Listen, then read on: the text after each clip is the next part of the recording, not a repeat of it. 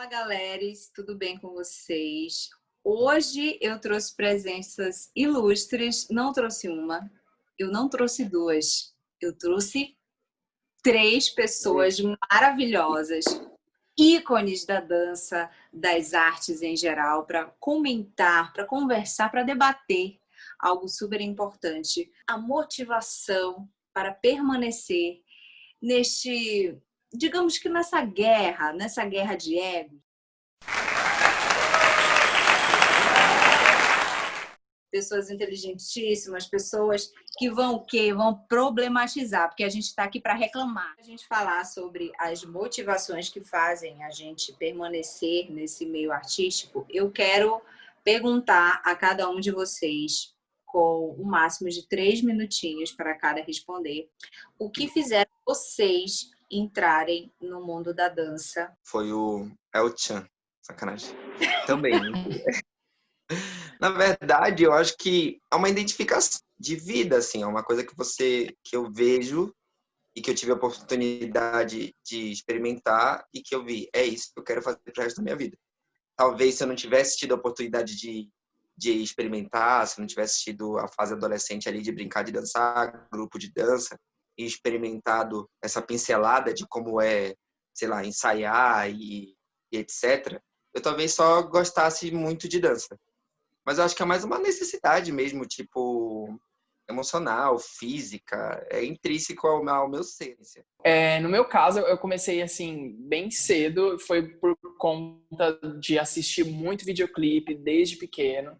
Então eu sempre me via ali. Resumidamente foi isso assim. E foi uma coisa meio individual assim, sabe? Quando eu vi, eu queria aquilo, mas eu não sabia muito bem como estar ali, como fazer aquilo. E aí eu comecei a procurar, eu por conta própria, eu falei para minha avó, na época eu morava com a minha avó em Fortaleza. E eu falei, eu quero dançar, eu quero fazer aulas de dança. E aí eu fui procurar, comecei a fazer com a minha prima e nunca mais parei. Então foi algo muito intuitivo, assim, sabe? Eu quero aquilo, eu vou dançar e é isso. Sempre foi muito incentivador. Ai, meu filho, você é um artista, você vai brilhar. Então eu tive essa questão que muitas pessoas têm no universo da dança, de não ter um incentivo dos pais, de não ter sabe, alguém que reforce, que sinta ali que você tem uma vontade de estar junto e ainda estimule isso, mesmo acreditando que em algum momento isso pode não dar no caminho um retorno tão positivo quanto você espera para o seu filho. Mas eu acredito que eu tive bastante esse incentivo. Essa coisa das relações que a gente cria durante a nossa trajetória, durante a nossa vida, são relações que acabam sendo muito inspiradoras, que convidam a gente para estar nesse universo, e algumas são muito repressoras. Eu sei que o Franco, por exemplo, teve acesso a algumas relações familiares que teve uma questão de não incentivar ali. Né?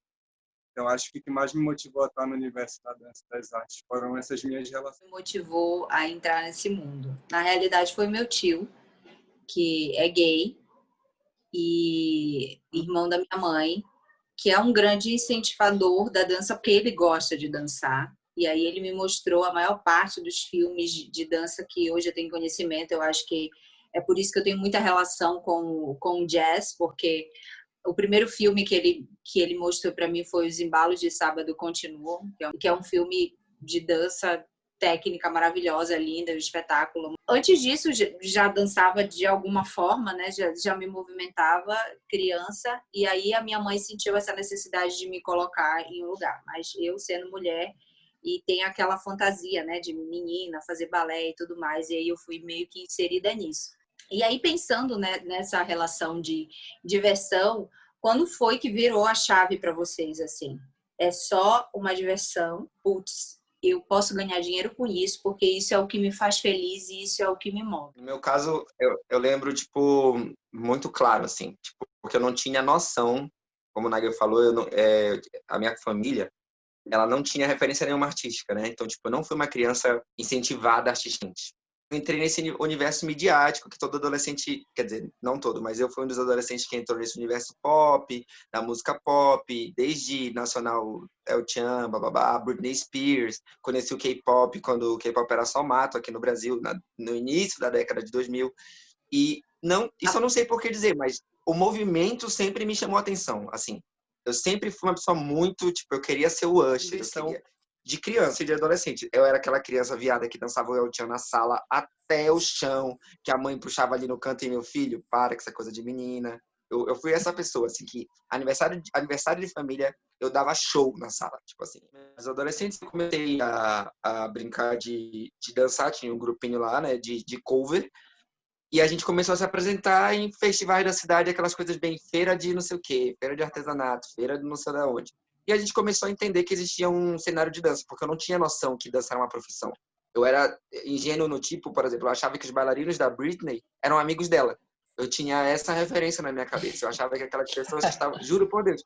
Eu achava que aquelas pessoas que estavam no clipe era uma galera que ela chamava. Eu não tinha essa noção de dinheiro, né? De trabalho, De nada, nossa. E aí,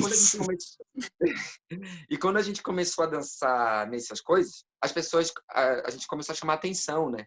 E as pessoas chamavam a gente para apresentar, sei lá, em 15 anos, em Feira do Livro. E a gente era um monte de adolescente e pediu um orçamento. Começou a sem querer, estar em ambientes que existiam profissionais da dança. Então, a gente ia se apresentar em festivais não competitivos com outros grupos que eram da dança. Então, a gente começou a ter esse intercâmbio, né? Começou a conhecer pessoas e elas começaram a explicar pra gente, olha, existem escolas de dança, as pessoas estudam dança. O Nigel era do grupo e ele já estudava arte na faculdade, então ele tinha muito mais noção do universo artístico como profissão. Foi essa a minha chavinha, assim, foi ter esse intercâmbio, brincando, e ver que, tipo, olha, essa de dança, existe escola de dança, existe professor de dança, existe bailarino de companhia. E aí a gente começou a entender eu comecei a entender esse universo. Minha chave virou assim na minha foi cedo também, na minha adolescência, porque com 16 para 17 anos eu entrei numa companhia de dança. Eu sempre fiz aula em oficinas, participei assim de grupos também, como o Franco falou. Mas a partir do... Aí, um belo dia, se eu não me engano, eu estava dançando numa oficina de Jandira. E aí um grupo ia se apresentar, ia fazer uma mostra, alguma coisa assim. Só que antes a gente se apresentou. E aí o diretor me viu tal, e aí ele conversou comigo. Enfim, surgiu essa proposta desse convite para eu ir fazer aula na companhia. E aí logo, depois de um tempo, eu entrei para essa companhia. E a companhia já tinha... A prefeitura já bancava, já viajava para o Rio de Janeiro, Belo Horizonte, já fazia tipo uns tours assim, entendeu? Então, a partir dali, eu comecei a perceber que o negócio era sério, que o negócio era profissional. A chave virou ali no fim do ensino médio também. Foi quando a gente tem aquele impacto, tipo, vou escolher o que eu quero ser da vida, né? Fiz vestibular para educação artística e fiz também vestibular para educação física. E ia falar, se eu fizer educação física, eu vou entrar nesse lugar que ali tem um mercado de educação física, que é um outro caminho que é afastado das artes. E se eu for para educação artística, eu posso ali viver como professor de arte, e de repente eu incorporo a dança também nesse universo. E aí, quando eu me encontrei nessa encruzilhada, eu falei, agora é o momento de escolher. E aí foi quando eu fui pesquisando mais, e nessa época eu já estava com o Franco lá na Companhia Mirai, e aí eu fui sentindo que aquilo ali era uma coisa que me dava muito prazer e que eu não queria me desatrelar, desvincular daquilo de forma alguma. E é esse lugar assim que é o limiar entre a atividade de dança como lazer e a atividade de dança como trabalho, compromisso e dedicação. É uma chave muito louca, assim, né, que ativa na nossa cabeça. Mas a chavinha, ela não virou porque eu quis. A chavinha virou porque tinha que virar. De dançar, gostava muito de fazer dança, enfim. E aí a minha mãe falou, ó, escolhe aí a faculdade que tu quer. Eu tive, graças a Deus, o privilégio da minha mãe virar para mim e dizer, a faculdade que tu quiser eu vou pagar. Mas tem aquela coisa do ego, né? Aquela coisa de provação, não vou passar na federal. Em Belém a gente tem muito isso. E aí disse, não, eu vou estudar para passar em dança, porque dança era o que realmente me motivava. E aí eu queria dançar, mas eu acabei me metendo numa licenciatura plena em dança. Educar, né? Falar com alunos, falar com crianças, falar com adultos. Foi a minha formação, foi o que eu me identifiquei e é o que eu realmente gosto de fazer. Principalmente com pessoas que não têm esse contato muito direto com a dança e que nunca tiveram esse contato com a dança. Eu descobri isso agora, praticamente, né? A gente vai se investigando o que a gente quer fazer e a gente toma uma decisão na vida quando a gente consegue se entender, né? E eu agora, com 33 anos, que consegui me entender. Demora, né? Paciência. Então, vocês jovens, vai demorar, gente, vai demorar. Tem pessoas que se descobriram com 20 anos que estão aí fazendo milhões? Existe, mas eu demorei. Nossa Senhora. Se manter motivado, não tendo dinheiro, não tendo incentivo, não tendo políticas públicas plausíveis, eu não sei, né? Eu estou chutando assim, mas o Nádio pode me corrigir, que ele entende bem melhor. Pergunta com muitas camadas, né? Tipo, a resposta depende do recorte que a gente está falando. Por exemplo, se nós trazermos para nossa realidade, que nós somos, pelo menos eu me entendo como uma pessoa pobre, mas que teve muitos privilégios, né? Dentro do universo de poucos recursos financeiros.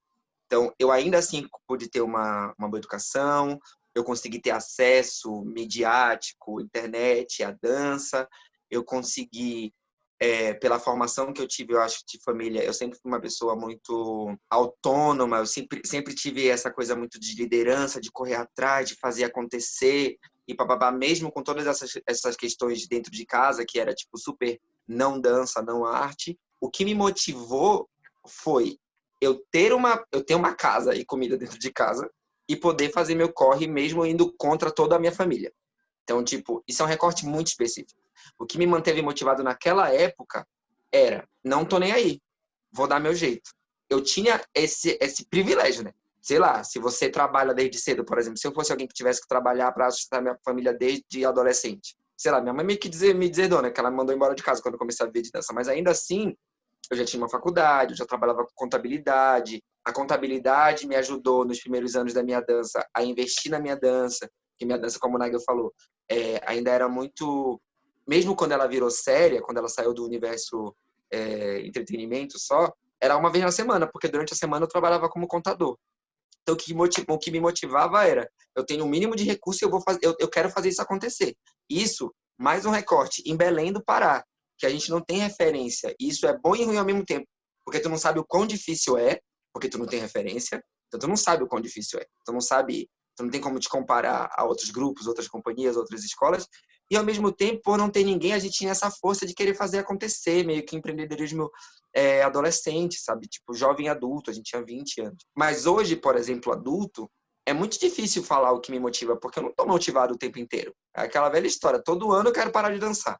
Mas, ao mesmo tempo, eu guardo sempre essa esperança de que vai acontecer. Mas eu estou aí há 13 anos já na dança, e é sempre essa ideia do uma hora vai virar. E o que é esse virar? É sair dessa zona de semi-miséria que a gente se encontra, que vira até... que, infelizmente, é até um dito popular, não é uma realidade só nossa. Tipo, tem esse dito popular de, ele vive como um artista, né? Ele vive de luz, ele faz